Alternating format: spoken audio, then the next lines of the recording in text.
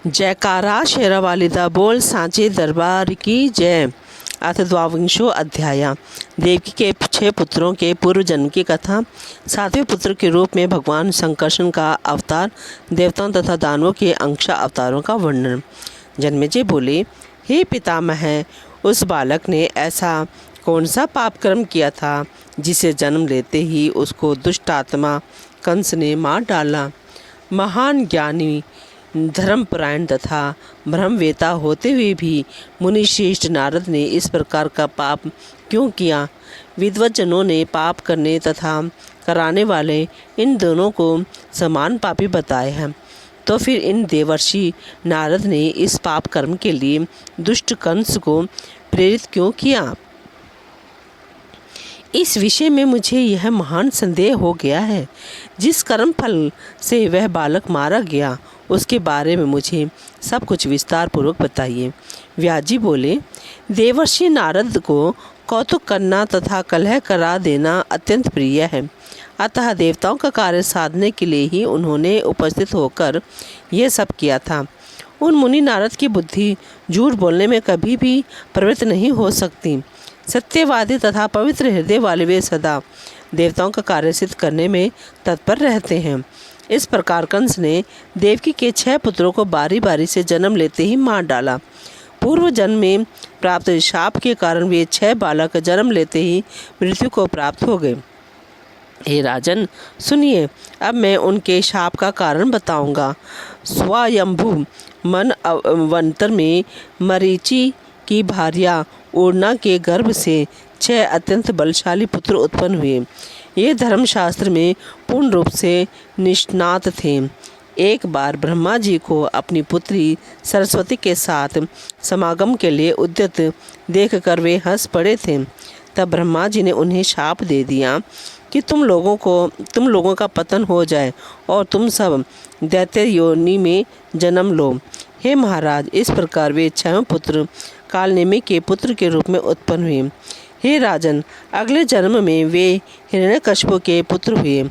उनका पूर्व ज्ञान अभी बना हुआ था, अतः वे सब पूर्व शाप से भयभीत होकर उस जन्म में समाहित चित्त हो शांत भाव से तप करने लगे।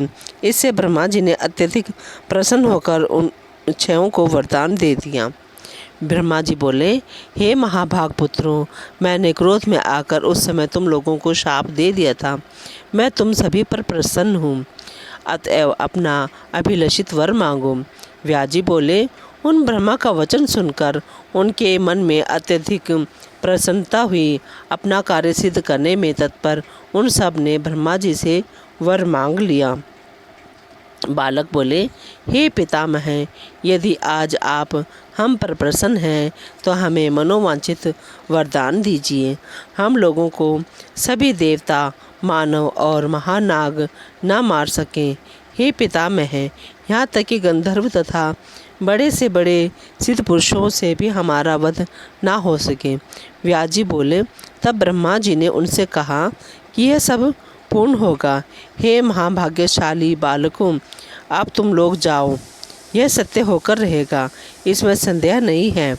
जब ब्रह्मा जी वरदान देकर चले गए तब वे सब परम प्रसन्न हुए।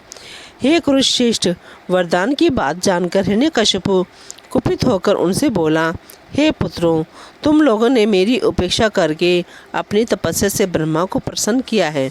उनसे प्रार्थना करके वरदान पाकर तुम लोग अत्यधिक बलशाली हो गए हो। तुम सभी ने अपने पिता के स्नेह को अपमानित किया है, अतएव मैं तुम लोगों का परित्याग करता हूँ। अब तुम लोग पाताल लोक चले जाओ। इस पृथ्वी पर तुम लोग षडगर्भ नाम से विख्यात होगे। पाताल लोक में तुम लोग बहुत वर्षों तक निद्रा के वशीभूत रहोगे। तत्पश्चात तुम लोग क्रम से प्रतिवर्ष देवकी के गर्भ से उत्पन्न होते रहोगे और पूर्व जन्म का तुम्हारा पिता कालनेमि उस समय कंस नाम से उत्पन्न होगा। वह अत्यंत क्रूर कंस तुम लोगों को उत्पन्न होते ही मार डालेगा। व्याजी बोले, इस प्रकार हिरण्यकशिपु से शापित होकर वे क्रम से एक करके देवकी के गर्भ में आते गए और कंस पूर्व शाप से प्रेरित होकर उन षडगर्भ रूप देवकी के पुत्रों का वध करता गया। इसके बाद शेषनाग के अंशा अवतार बलभद्र जी देवकी के 7वें गर्भ में आए। तत्पश्चात योग माया ने अपने योग बल से उस गर्भ को च्युत कर दिया और हठात खींचकर उसे रोहिणी के गर्भ में स्थापित कर दिया। इसी बीच लोगों को यह बात मालूम हो गई कि 5वें महीने में ही देवकी का गर्भस्राव हो गया। कंस भी देवकी के गर्भपात का समाचार जान गया।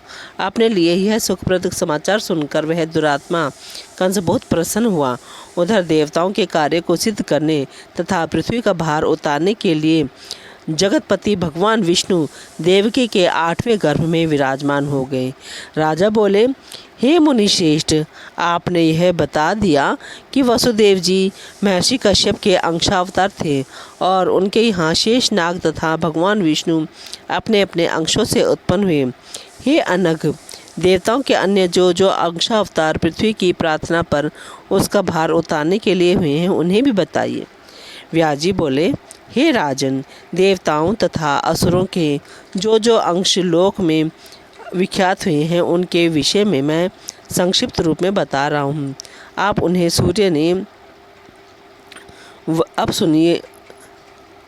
सुनिए।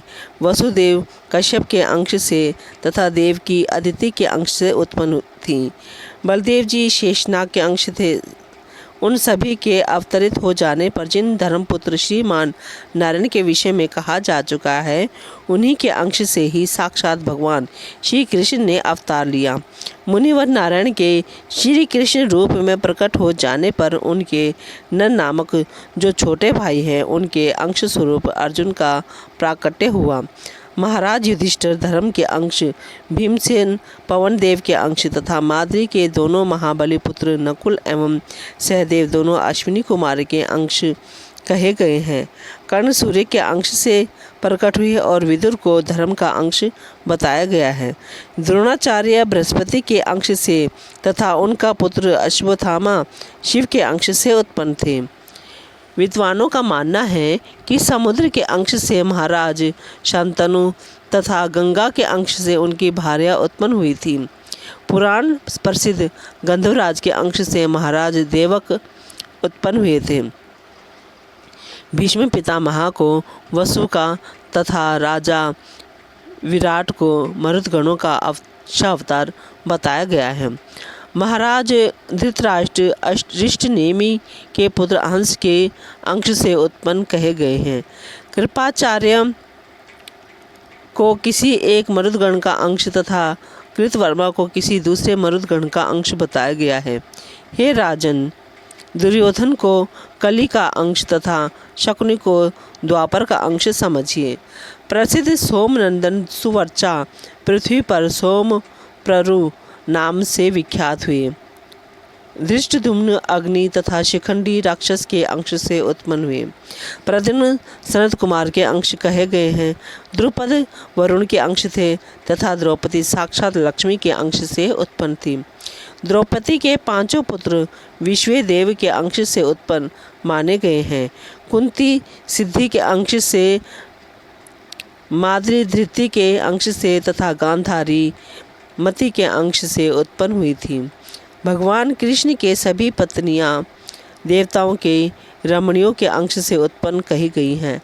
इंद्र के द्वारा भेजे हुए सब दैत्य धरातल पर आकर दुराचारी नरेश बने थे। शिशुपाल को हिरण्यकशिपु का अंश कहा गया है। जरासंध विप्रचित्ति का तथा शल्य प्रहलाद का अंशावतार था। कालनेमी कंस हुआ तथा हयशिरा को केशी का जन्म प्राप्त हुआ। बलिपुत्र कुकुद्धुमी अरिष्टासुर बना जो कुकुल में मारा गया। अनुहलाद दृष्टकेतु बना और बाष्कल भगदत्त के रूप में उत्पन्न हुआ। लंब ने प्रलंबासुर के रूप में जन्म लिया तथा खर धेनुकासुर हुआ। अत्यंत भयंकर वाराह और किशोर नामक दोनों दैत्य चाणूर तथा और मुष्टिक नामक पहलवानों के रूप में प्रख्यात हुए। दिति का पुत्र अष्टासुर कुवलयापीड नामक हाथी हुआ। बलि की पुत्री पूतना राक्षसी बनी और उसका छोटा भाई बकासुर कहलाया। द्रोणपुत्र महाबली, अश्वत्थामा, यम, रुद्र, काम और क्रोध इन चारों के अंश से उत्पन्न हुआ था। पूर्व काल में अंशावतार के समय जो दैत्य तथा राक्षस उत्पन्न हुए थे, पृथ्वी पर से उनका भार उतारने के लिए सभी देवता अपने अपने अंश से उत्पन्न हुए। हे राजन, पुराणों में इन देवताओं तथा असुरों के अंशावतारों का जो वर्णन किया गया है, वह सब मैंने आपसे कह दिया। जब ब्रह्मा आदि देवता प्रार्थना करने के लिए भगवान विष्णु के पास गए थे, तब विष्णु जी ने उन्हें श्वेत तथा श्याम वर्ण वाले 2 केश प्रदान किए थे।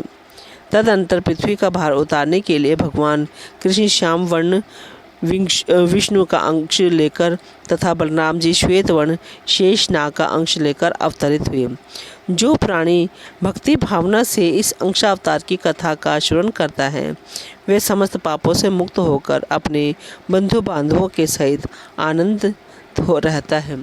बोलो जयकारा शेरा वालिदा बोल सांचे दरबार की जय।